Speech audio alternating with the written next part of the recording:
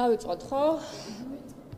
შარლ მიშელის განცხადება და მანამდე ძალიან ბევრი ევროპელი ლიდერის განცხადება ნაცვლად მოწმობს იმას, რომ ახალი გეოპოლიტიკური რეალობა შეიქმნა და ეს არის პირველ რიგში, რა თქმა უნდა, უკრაინის თავგანწირვი თავისუფლებისთვის ბრძოლაში, რაც გულისხმობს იმას, რომ საქართველო, მოლდოვა და უკრაინა ამ სამ ქვეყანას, რომელიც ძალიან დიდი ხანია გაფართოების ახალ ტალღას ელოდება, გაუჩნდა ახალი შესაძლებლობა, რაც გულისხმობს იმას, რომ ნამდვილად გაწევრიანებაზე მოლაპარაკება დაიწყოს და ახალი გაფართოების ტალღაში მოუყვეთ, რაც არის ნამდვილად ძალიან მნიშვნელოვანი გეოპოლიტიკური ზღვა რეგიონში. მაგრამ დღეს ჩვენ გვაქვს ვითარება, როდესაც საქართველოს აქვს შესაძლებელი საშინაო დავალება, ეს არის 12 რეკომენდაცია. საშინაო დავალების შესრულების შემდეგ, რაც სამწუხაროდ არ სრულდება, ჩვენ უნდა მივიღოთ სტატუსი, ევროკავშირის წევრობის კანდიდატის სტატუსი, რაც არის ძალიან მნიშვნელოვანი ეტაპი, ხოლო ეხლა უკვე მოლდოვა და უკრაინა მიიღებენ ალბათ მოლაპარაკებებზე გაწევრიანებაზე მიწვევას.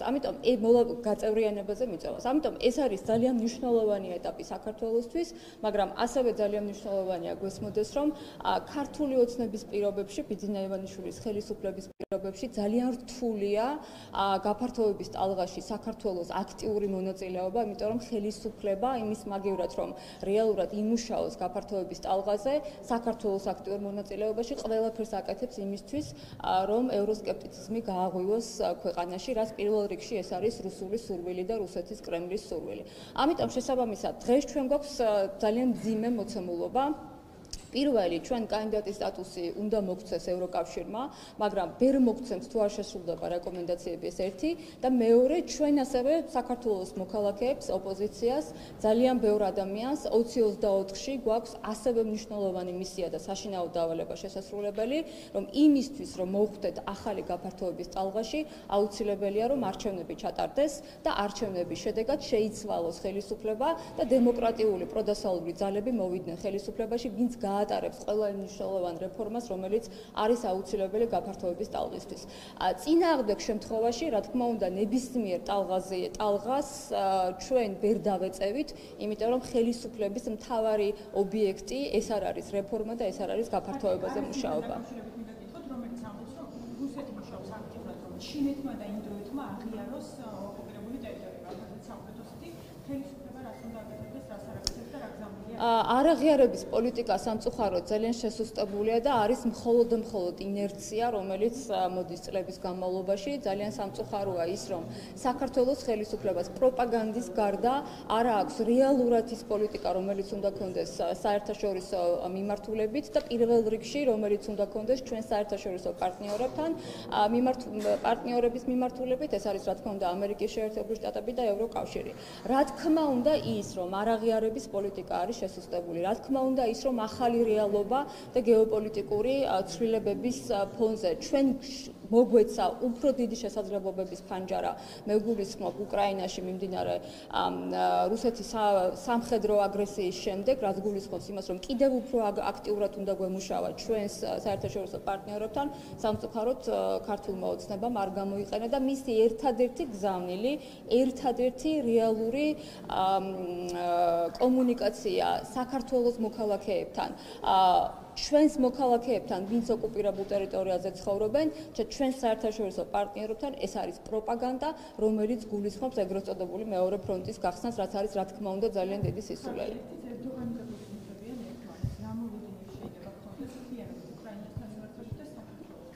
უკრაინასთან დაკავშირებით ძალიან სწორად და ძალიან გასაგებად ახსნა პრეზიდენტმა ზელენსკიმ, რომ უკრაინა აპირებს ბოლომდე იბრძოლოს საკუთარი ტერიტორიების დასაბრუნებლად. თქვენ იცით, რომ სექტემბერში იგეგმება ახალი ტალღა, რაც გულისხმობს შეტევას და კიდევ უფრო მეტ შეტევას. ამასთან დაკავშირებით საერთაშორისო პარტნიორები გაცილებით უფრო ზრდიან შეიარაღების ნაკადს და დახმარებას უკრაინასთან მიმართებაში. ამიტომ, რა თქმა უნდა, ფიქრობ, რომ სექტემბრიდან ეს წელი იქნება ძალიან მნიშვნელოვანი, მათ შორის უკრაინის გამარჯვებისთვის, რომელსაც ჩვენ ყველა უნდა გულშემატკივროთ. დიდი მადლობა. გუშინ ჩავეწერე ამაზე.